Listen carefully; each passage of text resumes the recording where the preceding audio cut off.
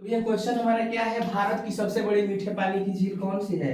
तो भारत की सबसे बड़ी मीठे पानी की झील कौन सी हो जाएगी, बुल्लर झील हो जाएगी। कौन सी झील हो जाएगी भारत की सबसे बड़ी मीठे पानी की झील, बुल्लर झील हो जाएगी। चिल्का है ना, चिल्का कहाँ पड़ेगा, तो ये उड़ीसा में पड़ेगा। कहाँ पड़ेगा वो, उड़ीसा में पड़ेगा। भारत की सबसे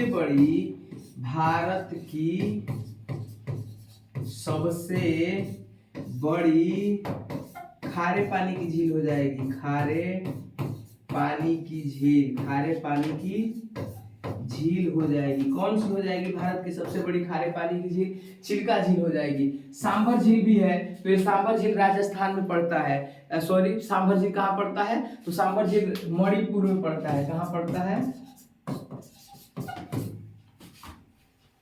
सांभर झील राजस्थान में पड़ता है। कहाँ पड़ता है, सॉरी मिस्टेक हुआ था हमसे, सांभर झील राजस्थान में पड़ता है। ठीक है, ये भी खारे पानी की झील है। पुलिकट झील है, पुलिकट झील भी भारत का खारे पानी का झील है। क्या है, पुलिकट झील भारत का खारे पानी की झील। ये आंध्र प्रदेश और तमिलनाडु के बीच पड़ेगा। कहाँ पड़ेगा, आंध्र प्रदेश और तमिलनाडु के बीच। और कहाँ पड़ेगा वो, तो तमिलनाडु के बीच पड़ेगा। आंध्र प्रदेश और तमिलनाडु के बीच में पड़ेगा। ठीक है, तो आइए बिना देरी किए अगले क्वेश्चन पे चलते हैं। अगला क्वेश्चन है हमारा, भारत की सबसे बड़ी खारे पानी की झील कौन सी है। लो भाई, अभी हमने पढ़ा था कि क्या है, भारत की सबसे बड़ी खारे पानी की झील में हो जाएगा तो चिल्का झील हो जाएगा। चिल्का झील पड़ेगा कहाँ, तो उड़ीसा में पड़ेगा। कहाँ पड़ेगा, उड़ीसा में पड़ेगा। भारत का सबसे बड़ा खारे पानी का झील चिल्का झील, और कहाँ पड़ेगा, उड़ीसा में पड़ेगा। बुल्लर झील को हम लोगों ने पढ़ा था कि बुल्लर झील क्या है, भारत की सबसे बड़ी मीठे पानी का झील है। क्या पढ़ा था हम लोगों ने, मीठे पानी का झील पढ़ा था। लोकटक झील, ये लोकटक झील कहाँ है, मणिपुर में है। लोकटक झील कहाँ पे है, तो मणिपुर में है लोकटक झील। और आपको हम बता दें कि ये पूरी दुनिया में ना क्या है, लोकटक झील तैरता हुआ बंदरगाह है। क्या है, तैरता हुआ बंदरगाह है लोकटक झील। तैरता हुआ मतलब ना, इसमें बहुत सारे लोग ना, मिट्टी है एक, क्या है, मिट्टी, उस पे लोग ना उस पे रहते हैं और धीरे धीरे पानी में रहता है और धीरे धीरे हवा के सहारे जाएगा। अभी मत सोचिएगा कि एक ही बेर चला जाता है, तो कुछ दिन बाद जाएगा, महीनों बाद जाएगा, फिर धीरे धीरे आता है लोकटक झील। ठीक है, और ये डल झील है। आखिरी वाला हमारा क्या है, डल झील दिया है, तो ये श्रीनगर में है। डल झील कहाँ पे, तो श्रीनगर। अच्छा, श्रीनगर पड़ेगा कहाँ, तो श्रीनगर पड़ेगा, जम्मू कश्मीर की राजधानी है श्रीनगर। तो डल झील कहाँ पे है, श्रीनगर में है। चलिए अगले क्वेश्चन पे हम लोग चलेंगे। भारत की सबसे ऊंची पर्वत चोटी कौन सी है। भारत की सबसे ऊंची पर्वत चोटी कौन सी है, एक जगह है, इस जगह का नाम है कंचनजंगा। इस जगह पड़ेगा कहाँ पे, कंचनजंगा। ये ना मैप से समझ लेते हैं, मैप से समझने में आपको भी आसानी होगी, कोई दिक्कत नहीं है। आइए मैप से समझते हैं। कौन सी झील थी हम लोग का, तो कंचनजंगा था। अच्छा ठीक है, आइए कहाँ पे पड़ेगा कंचनजंगा, ये समझना था ना। ठीक, ये है सिक्किम। क्या है, सिक्किम, और सिक्किम में ही पड़ेगा कंचनजंगा। सबसे ऊंची चोटी है। क्या है, सबसे ऊंचे चोटी है। अब आप लोग को पता होगा कि भारत में केटू सबसे ऊंचा चोटी है, शायद आपको पता होगा।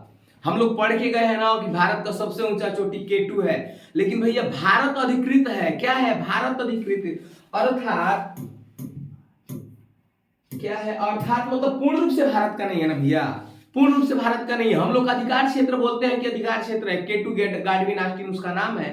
लेकिन जो पूर्णतः है, उस पूर्णतः का नाम क्या हो जाएगा, कंचनजंगा, जो सिक्किम में है। कहाँ पे है, सिक्किम है। यानी 6 बहनों का एगो भाई है सिक्किम, तो सिक्किम में पड़ता है। क्या पड़ता है, तो सिक्किम में पड़ता है हम लोग का कंचनजंगा। ये भारत की सबसे ऊंची चोटी है। सिक्किम क्या है, कंचनजंगा भारत की क्या है, सबसे ऊंची चोटी है। नंदा देवी, ये नंदा देवी कहाँ पड़ेगा, आप लोग को पता है, शायद हम लोग पहले भी पढ़े हैं कि नंदा देवी कहाँ पड़ेगा, कामेर त्रिशूल। ये भी भारत की चोटियां हैं, भारत की प्रमुख चोटियां में से एक है सब। ठीक है, नंदा देवी क्या क्या उत्तराखंड में पड़ेगा, नंदा देवी पड़ेगा, गौरी शंकर पड़ेगा, और 2-3 और चोटियां पड़ेंगी जो पूरे उत्तराखंड की सबसे ऊंची चोटियों में से मानी जाती हैं। ठीक है, क्या क्या पड़ेगा, हमने बोला था नंदा देवी पड़ेगा, गौरी शंकर पड़ेगा, कामेर पड़ेगा, और त्रिशूल भी इसी में पड़ेगा। ठीक है, ये तीनों कहाँ की ऊंची चोटियां हैं, तो ये तीनों उत्तराखंड की हैं भैया। कहाँ की हैं, तो उत्तराखंड की होने वाली चोटी है, जो तीनों है। और एगो कामेर है, नंदा देवी है, गौरी शंकर है, त्रिशूल है, और भी चोटियां होंगी। चलिए आगे क्वेश्चन पे हम लोग आएंगे। भारत का सबसे बड़ा नदी द्वीप कौन सा है, भारत का सबसे बड़ा नदी द्वीप कौन सा है, तो भारत का सबसे बड़ा नदी द्वीप हो जाएगा माजुली। क्या है, माजुली भारत का सबसे बड़ा नदी द्वीप है। माजुली भारत का सबसे बड़ा भारी द्वीप है, क्या है, नदी द्वीप है। श्रीहरिकोटा, श्रीहरिकोटा ना हमारा अंतरिक्ष यान है। क्या है, अंतरिक्ष यान है, जहां से हम लोग शोध करते हैं। शोध करने के बाद हम लोग क्या करते हैं कि अपने रॉकेट लॉन्च हो या चंद्रयान हो, जो भी यान होता है हम लोग वहीं से स्पेस में भेजते हैं। कहां से, श्रीहरिकोटा से, ठीक है, श्रीहरिकोटा। और द्वीप क्या है, तो ये अरब सागर में है। द्वीप क्या है, तो ये अरब सागर में है। कहां पे है वो, तो अरब सागर में पड़ता है। अरब सागर में क्या पड़ता है, द्वीप। भारत में जो द्वीप है वो अरब सागर में पड़ता है। पंबल कहाँ पे है, तो तमिलनाडु के पास में स्थित है। कहाँ पे, तमिलनाडु के पास में पंबल एक द्वीप है।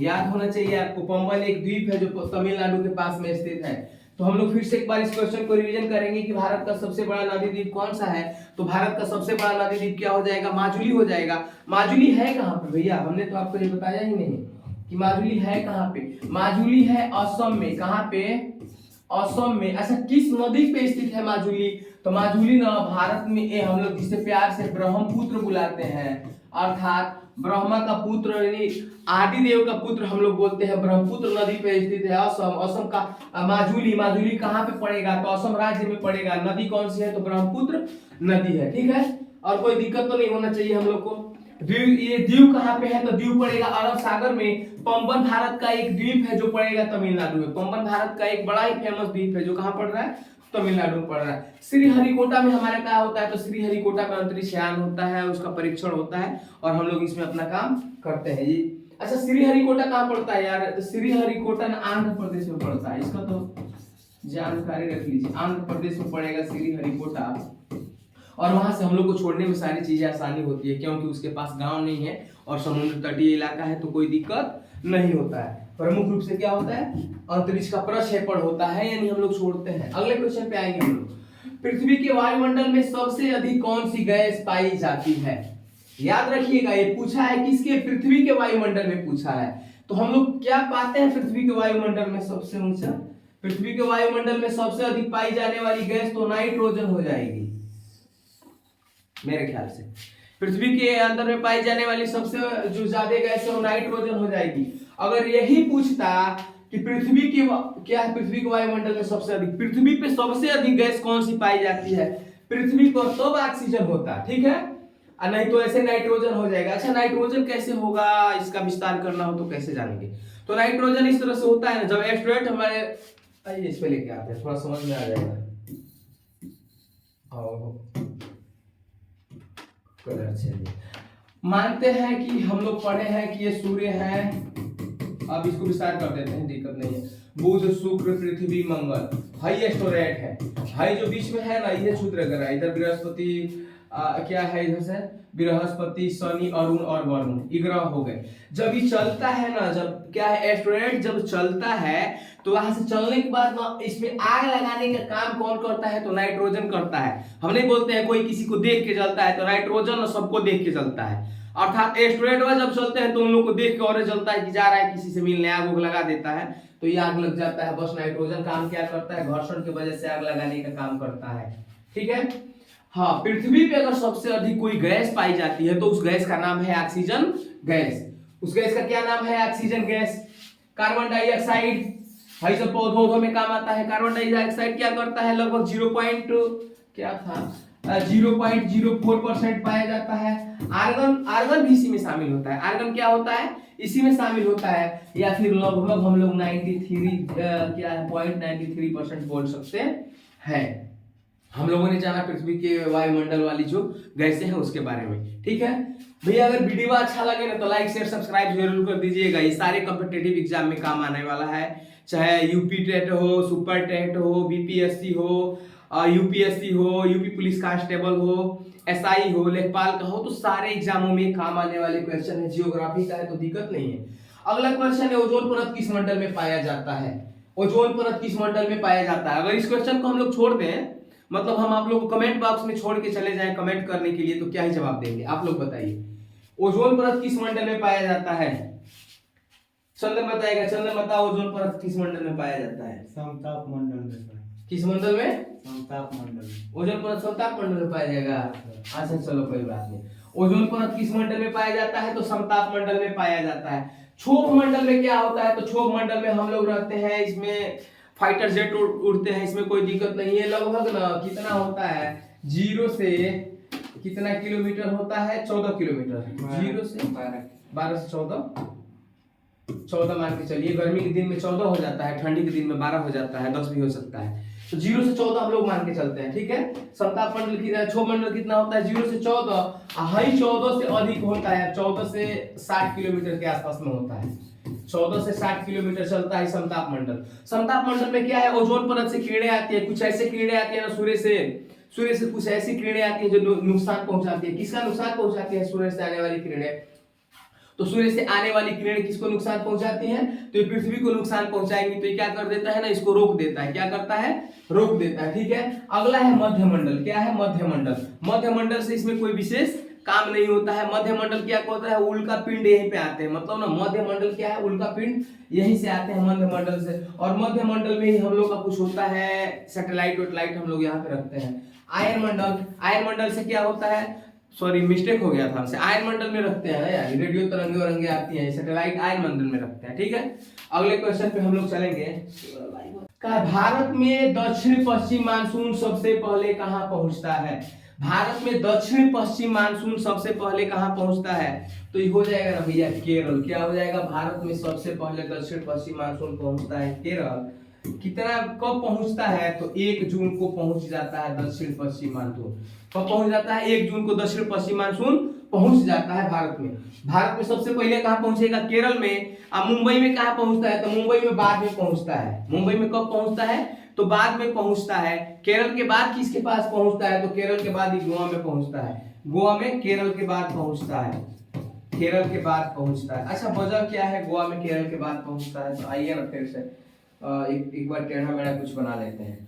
टेढ़ा मेढ़ा कुछ बनाएंगे, अब हो जाएगा, ठीक है भाई। देखिए हाँ, कहाँ पे पहुंचता है, पहले केरले से जब उठता है, यहाँ पे कुछ होता है हम लोग का दक्कन का पठार, तो ऊपर तो जाने नहीं देता है। केरल से धीरे धीरे चलते हुए गोवा दिया है, तो गोवा में आ जाता है। चेन्नई में ना सबसे आखिरी में आता है, उतरता हुआ आता है। चेन्नई में कब आता है, तो उतरते हुए आता है। इधर से जब घूम के पूरा मानसून आएगा, जब लौटता हुआ मानसून में ना चेन्नई में बारिश होती है। क्या होता है, लौटते हुए मानसून से चेन्नई में बारिश होती है। अगले क्वेश्चन पे आएंगे हम लोग। अगला क्वेश्चन है, विश्व का सबसे बड़ा रेगिस्तान कौन सा है। विश्व का सबसे बड़ा रेगिस्तान कौन सा है। क्वेश्चन क्या था हमारा, कि विश्व का सबसे बड़ा रेगिस्तान कौन सा है। तो भैया विश्व का सबसे बड़ा रेगिस्तान है ना, सहारा का रेगिस्तान है। सहारा का मरुस्थल क्या है, विश्व का सबसे बड़ा मरुस्थल है, क्या है, सहारा का मरुस्थल है। और सबसे बड़ा गर्म रेगिस्तान भी है, सबसे गर्म रेगिस्तान भी है, गर्म रेगिस्तान भी है। गोबी का मरुस्थल, ये चीन का मरुस्थल है, गोबी का मरुस्थल। अंटार्कटिका ये ना पानी वाला क्षेत्र है, सबसे नीचे वाला पार्ट है भारत का। और ये क्या है, थार का मरुस्थल भारत का सबसे बड़ा मरुस्थल है। क्या है, भारत का सबसे बड़ा मरुस्थल है, भारत का सबसे बड़ा मरुस्थल, सबसे बड़ा क्या है, मरुस्थल है। भारत का सबसे बड़ा मरुस्थल क्या हो जाएगा, थार का मरुस्थल। अगले क्वेश्चन पे आएंगे। 7 पहाड़ियों का नगर किसे कहा जाता है। 7 पहाड़ियों का नगर किसे कहा जाता है, तो 7 पहाड़ियों का नगर ना रोम को कहा जाता है। 7 पहाड़ियों का नगर रोम को कहा जाता है। और दिल्ली भारत की राजधानी है, ये भी पहाड़ी इलाका से घिरा हुआ है, ठीक है। एथेंस भी है। एथेंस क्या है ना, यूनान की राजधानी हो जाएगी। एथेंस क्या हो जाएगा, तो एथेंस ना यूनान की राजधानी हो जाएगी, यूनान की राजधानी हो जाएगी। कौन सी, एथेंस यूनान की राजधानी हो जाएगी। वाराणसी यूपी का सबसे पवित्र जगह माना जाता है, जहां पे 10 लाख दिए जलाए जाते हैं। भारत का सबसे प्राचीन शहर में एक शामिल क्या है, तो वाराणसी है। क्या है, वाराणसी। अगले क्वेश्चन पे हम लोग चलेंगे। अगला क्वेश्चन है, भारत की सबसे लंबी सहायक नदी कौन सी है। क्वेश्चन पे ध्यान दीजिए, पूछा है भारत की सबसे लंबी सहायक नदी पूछा है। अच्छा, भारत में कुछ नदियां निकलती हैं, आइए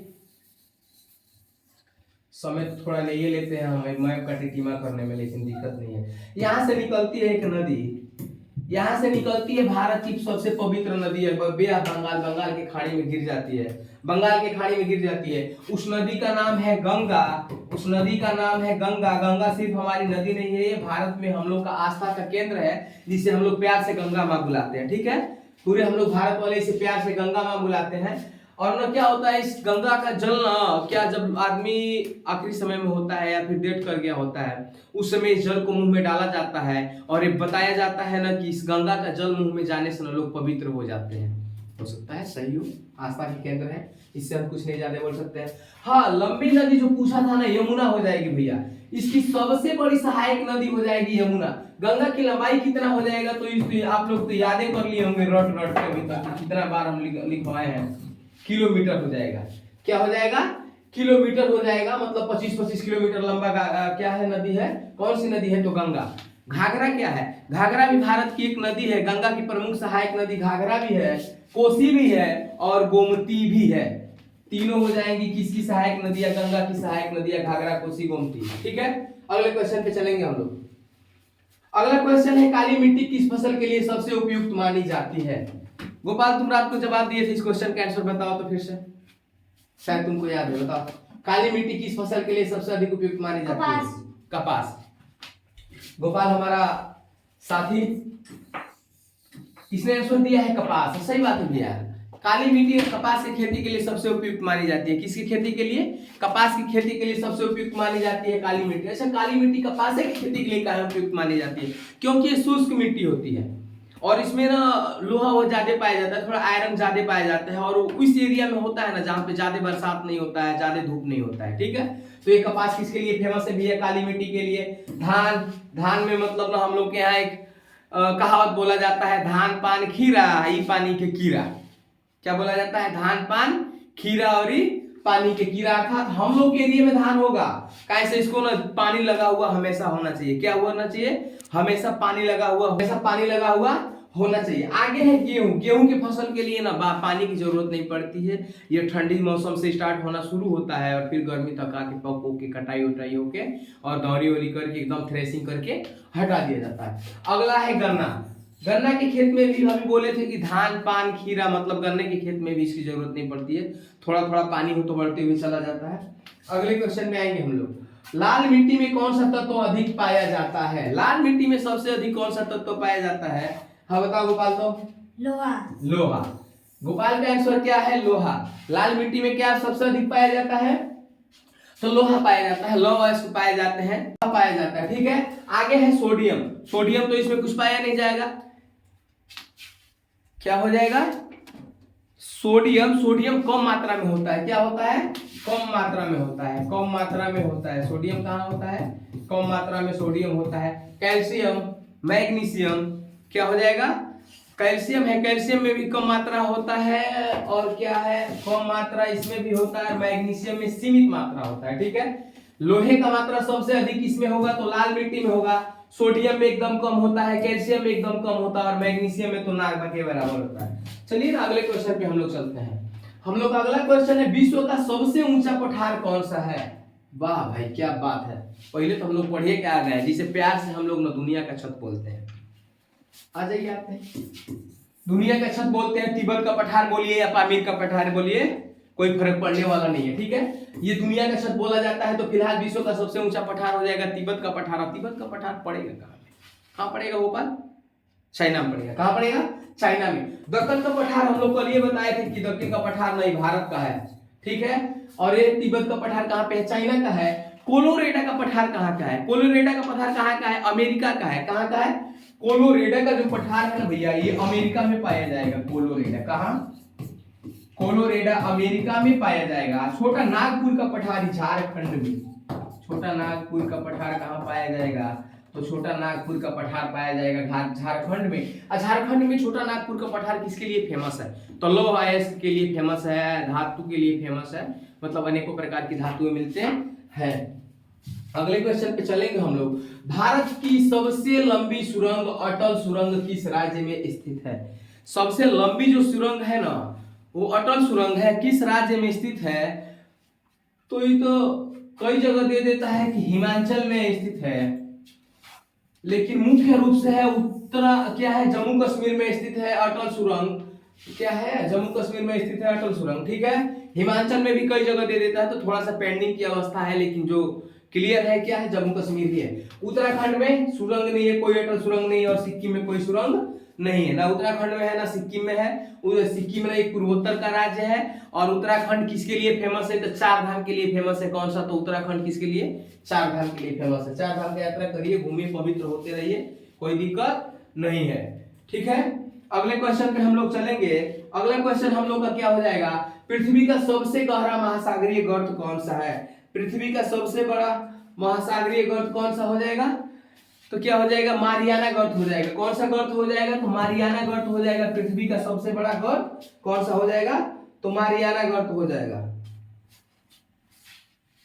ठीक है, अगला है टोंगा गर्त। क्या है? टोंगा गर्त प्रशांत महासागर में पाया जाता है। कहां पे पाया जाता है? तो प्रशांत महासागर।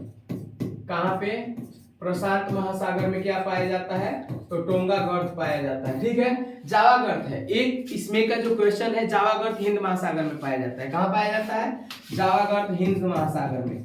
कहां पे पाया जाएगा? जावा गर्त हिंद महासागर में। जावा गर्त कहां पाया जाता है? तो हिंद महासागर में पाया जाता है। ठीक है, अगला क्वेश्चन है हम लोग का मारियाना गर्त। क्या है? मारियाना गर्त पृथ्वी का सबसे गहरा महासागरीय क्या है? मारियाना गर्त है। और एक है पेरू गर्त। पेरू गर्त भी कहां पाया जाएगा? तो प्रशांत महासागर में पाया जाएगा। कहां पे पेरू गर्त पाया जाता है? तो प्रशांत महासागर। कहां पे? प्रशांत महासागर में क्या पाया जाता है? तो पेरू गर्त पाया जाता है। अगला क्वेश्चन है हम लोगों का, अगला क्वेश्चन क्या है? भारत का मानक समय किस देशांतर पे आधारित है? भारत का मानक समय किस देशांतर पे आधारित है? तो है ना 82.5 डिग्री पूर्व पे। भारत का मानक समय किस पे आधारित है? तो 82.5 डिग्री पूर्व पे। ये कहां से लिया गया है? तो लंदन से लिया गया है। कहां से लिया गया है? लंदन से लिया गया है। लंदन पड़ता कहां पे है? तो लंदन और ब्रिटेन में पड़ता है। लंदन कहां पड़ता है? तो ब्रिटेन में पड़ता है। कहां पड़ता है? लंदन। लंदन पड़ता है ब्रिटेन में। आगे कहा है अच्छा भारत में कब आता है? भारत में कितने राज्यों को काटता है? तो आइए एक बार फिर से बनाते हैं हम आपको। है भारत में ना 5 गो राज्यों को काटते हुए चला जाता है। भारत में कितने राज्यों को काटता है? 5 राज्यों को। कितने डिग्री पे है? तो 82.5 डिग्री पे है। अच्छा ये भारत में कहां पे काटता है? तो भारत में इलाहाबाद में एक जगह है, नैनी में एक जगह है, मिर्जापुर, वहां पे क्या करता है? वहीं से लिया गया है भारत का मानक मध्याह्न समय। हम लोग का समय कहां से लिया गया है? तो इलाहाबाद के नैनी से। कहां से लिया गया है? इलाहाबाद के नैनी से। कहां से लिया गया है? तो इलाहाबाद के नैनी से हम लोग का क्या लिया गया है? मानक मध्याह्न समय रेखा। कहा लिया गया है? मानक मध्याह्न समय रेखा। ठीक है, इलाहाबाद के नैनी से, नैनी में मानक मध्याह्न समय रेखा लिखे, बाकी सब गलत है, इससे कोई मतलब नहीं है। अगले क्वेश्चन पे आएंगे हम लोग। भारत का सबसे बड़ा डेल्टा कौन सा है? भारत का सबसे बड़ा डेल्टा कौन सा हो जाएगा? तो भारत का सबसे बड़ा डेल्टा हो जाएगा ना सुंदरबन डेल्टा हो जाएगा। भारत का सबसे बड़ा डेल्टा क्या हो जाएगा? सुंदरबन डेल्टा हो जाएगा। यह कहां पे है? तो गंगा ब्रह्मपुत्र नदी पे है। कहां पे है? गंगा और ब्रह्मपुत्र नदियों के द्वारा मिल के बनाया गया है। कौन से नदी पे? गंगा और ब्रह्मपुत्र नदी। कौन सी नदी हो? गंगा और ब्रह्मपुत्र नदियों से मिलके बनाया गया है। गंगा और ब्रह्मपुत्र नदी से मिलके बना है। इस जगह का क्या नाम है? तो सुंदरबन डेल्टा नाम है। क्या है? सुंदरबन डेल्टा नाम है। अगला है भारत का सबसे बड़ा डेल्टा कौन सा है? हम लोगों ने जाना है कि सुंदरबन डेल्टा है। कहां पे है? तो गंगा और ब्रह्मपुत्र नदी पे है। कहां है? गंगा और ब्रह्मपुत्र नदी पे है। क्या है? निर्मित सबसे बड़ा झील है। ठीक, महानदी कहां पे है? तो महानदी उड़ीसा में पड़ेगा। और एक कृष्ण डेल्टा पड़ेगा आंध्र प्रदेश में। कृष्ण डेल्टा कहां पे पड़ेगा? तो आंध्र प्रदेश में कृष्ण की डेल्टा पड़ेगी। गोदावरी डेल्टा कहां पे पड़ेगा? तो गोदावरी डेल्टा भी आंध्र प्रदेश में पड़ेगा। गोदावरी डेल्टा कहां पड़ेगा? आंध्र प्रदेश में। महानदी ओडिशा में।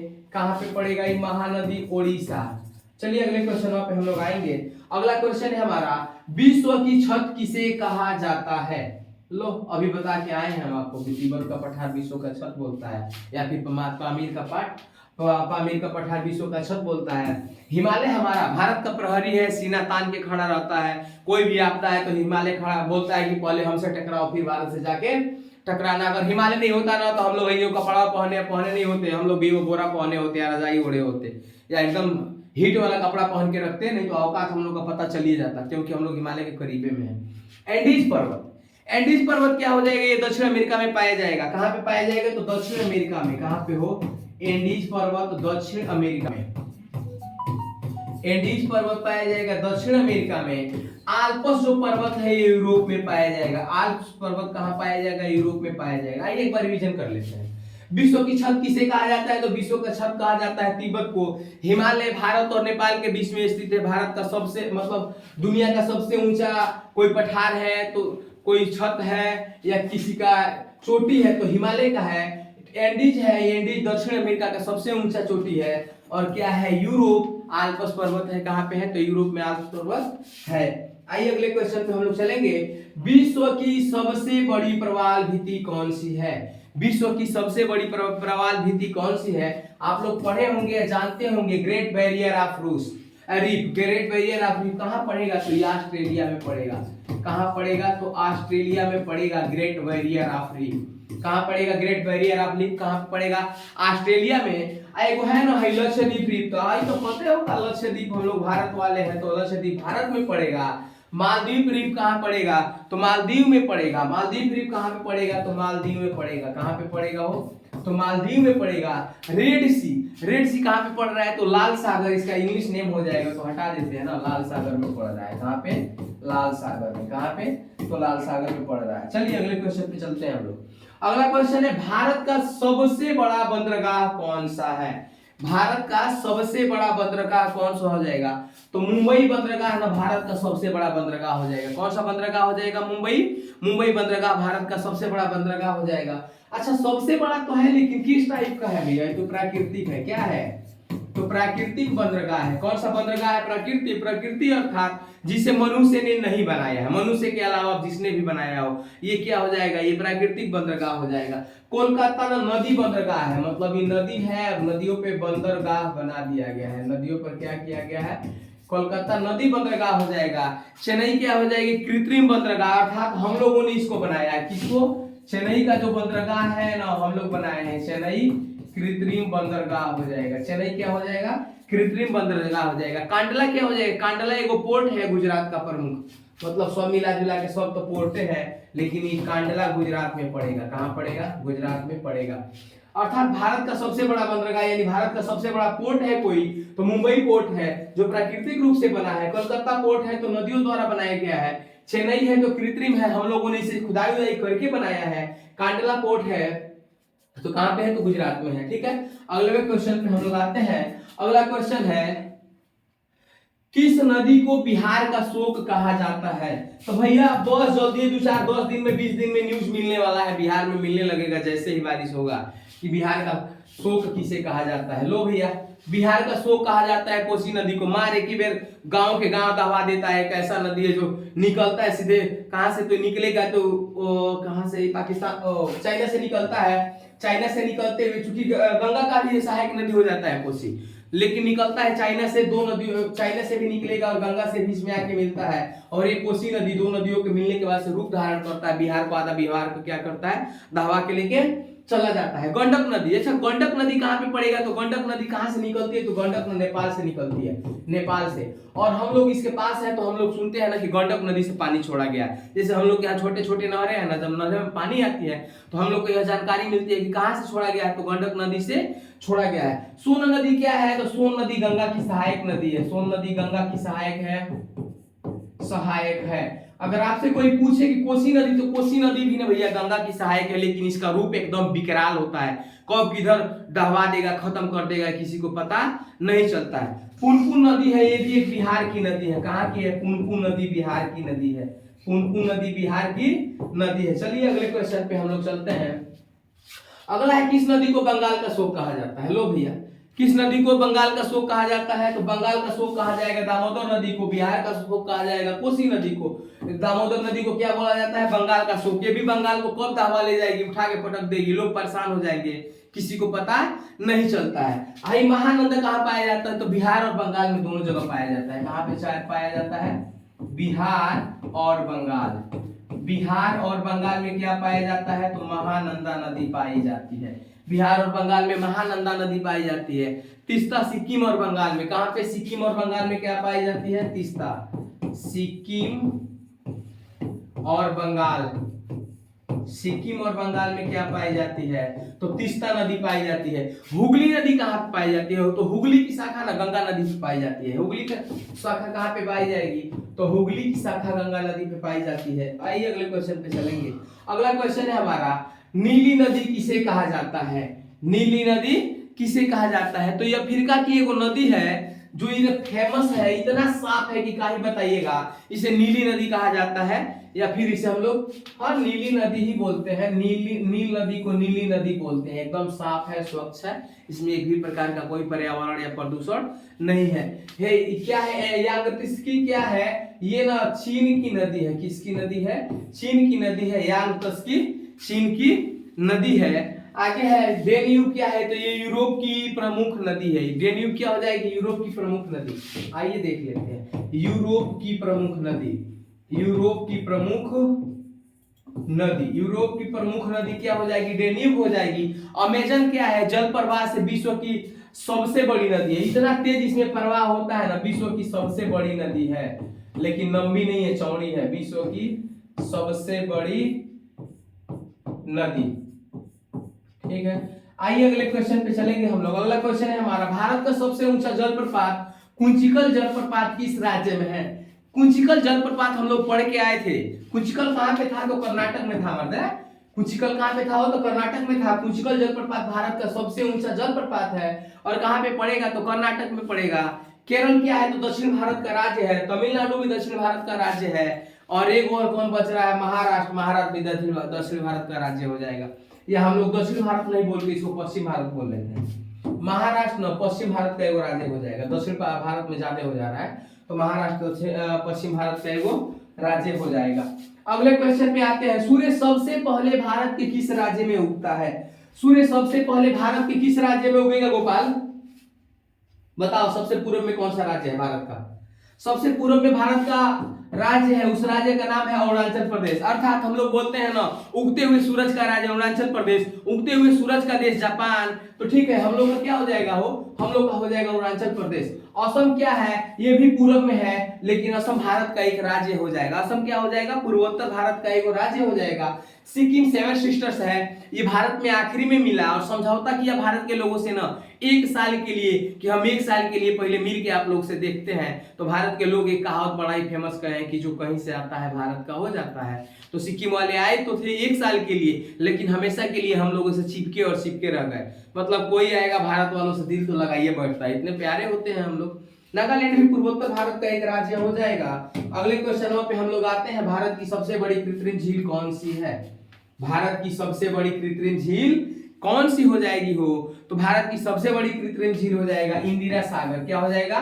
इंदिरा सागर भारत की सबसे बड़ी कृत्रिम झील हो जाएगी। भारत की सबसे बड़ी कृत्रिम झील क्या हो जाएगा? इंदिरा सागर। गोविंद सागर कहाँ पे है? तो हिमाचल में है। गोविंद सागर कहाँ पे है? तो हिमाचल प्रदेश में है। गोविंद सागर झील कहाँ पे हो जाएगा? हिमाचल प्रदेश में हो जाएगा। नागार्जुन सागर किस पे होगा? तो अर्जुन और देख लीजिए कृष्ण, अर्जुन और कृष्ण एक ही पास है ना, तो कृष्णा नदी पे नागार्जुन सागर बांध है। कृष्णा नदी पे कितना प्रेम था कृष्ण और अर्जुन में कि इन्हीं लोग के नाम से बना दिया गया है। नागार्जुन सागर बांध किस पे हो जाएगा? नागार्जुन सागर बांध हो जाएगा कृष्णा नदी पे। हीराकुंड कहाँ पे है? तो हीराकुंड ओडिशा में है। हीराकुंड ओडिशा में पड़ेगा। आइए ना अगले क्वेश्चन पे आते हैं, ज्वार भाटा किसके कारण उत्पन्न होता है? तो देखिए ज्वार भाटा ना चंद्रमा की गुरुत्वाकर्षण के कारण होता है। चंद्रमा पृथ्वी जब क्या करते हैं, सूर्य जब ये तीनों मिल के कलाकारी करते हैं, मतलब चंद्रमा जब एकदम से आता है तो समुद्र में लहरें उठना शुरू हो जाती हैं, और वही लहरें ज्वार भाटा का कारण बनती हैं। ज्वार भाटा का कारण क्या बन जाती है? लहरें। सूर्य पर इसका कोई प्रभाव नहीं पड़ता है। हवा क्या है? तो हवा नई लहरें बनाती हैं। और अगला है ज्वार भाटा। वर्षा किसके वजह से आता है? तो ज्वार भाटा का मेन दिन होता है कि वहां पे बारिश हो जाता है। चलिए आते हैं अगले क्वेश्चन पे। अगला है, एशिया का ज्योति स्तंभ किसे कहा जाता है? एशिया का ज्योति स्तंभ किसे कहा जाता है? तो जापान को एशिया का ज्योति स्तंभ कहा जाता है। क्यों एशिया का ज्योति स्तंभ कहा जाता है? एकदम शांति स्वभाव वाले होते हैं ये लोग, और जापानी लोग क्या है? उगते सूरज का देश होते हैं। सबसे बड़ी बात यह है, इसीलिए एशिया का ज्योति स्तंभ बोला जाता है, क्योंकि पहला सूरज कहाँ पे उगता है? जापान में ही उगता है। और हम लोग का भारत विश्व के विविध संस्कृति वाला देश है। चीन है दुनिया का सबसे लतखोर देश है, या विश्व की सबसे बड़ी मतलब अर्थव्यवस्थाओं में से एक है। सिंगापुर पूरी दुनिया में शांति व्यवस्था और व्यवस्थित तरीके से चलने वाला देश है। अगले क्वेश्चन पे आएंगे। अगला है विश्व का सबसे बड़ा प्रायद्वीप कौन सा है? विश्व का सबसे बड़ा प्रायद्वीप कौन सा हो जाएगा? तो विश्व का सबसे बड़ा प्रायद्वीप हो जाएगा अरब प्रायद्वीप। विश्व का सबसे बड़ा द्वीप क्या हो जाएगा? प्रायद्वीप हो जाएगा अरब का प्रायद्वीप, विश्व का सबसे बड़ा प्रायद्वीप हो जाएगा। एक वो है भारतीय प्रायद्वीप। तो ये भारतीय प्रायद्वीप क्या करता है? तो भारतीय प्रायद्वीप ना दक्षिण एशिया का प्रमुख प्रायद्वीप है। क्या है? दक्षिण एशिया का प्रमुख प्रायद्वीप क्या हो जाएगा? भारतीय प्रायद्वीप हो जाएगा। एक वो है स्कैंडिनेवियाई प्रायद्वीप। स्कैंडिनेवियाई प्रायद्वीप कहाँ पे हो जाएगा? तो ये यूरोप का हो जाएगा, यूरोप का हो जाएगा, और ये दक्षिण पूर्व का हो जाएगा। इसको तो लेके चलते हैं, खत्म करते हैं। चलिए अगले क्वेश्चन पे आते हैं। भारत का सबसे दक्षिणी राज्य कौन सा है? आपको लगता है कि भारत का सबसे दक्षिणी राज्य कौन सा होगा? कमेंट बॉक्स छोड़ के जा रहे हैं आप लोग को, उम्मीद होगा कि आप लोग कमेंट बॉक्स में इसका आंसर जरूर देंगे कि भारत का सबसे दक्षिणी राज्य कौन सा है। आंसर देख लीजिए, दुइयों को राज्य हो सकता है, केरल और तमिलनाडु है। कर्नाटक को तो हटाइए दीजिए, ठीक है, कर्नाटक को हटा दीजिए, आंध्र प्रदेश को हटा दीजिए। इन दोनों राज्यों में आंसर छिपा है। आप लोग कमेंट बॉक्स खोला है, कमेंट बॉक्स में जाके जवाब दीजिए। उम्मीद है कि आप लोग इस वीडियो पे भर के प्यार देंगे। दोस्तों अगर ये वीडियो अच्छा लगा हो तो लाइक शेयर और सब्सक्राइब जरूर करें। जय हिंद साथियों।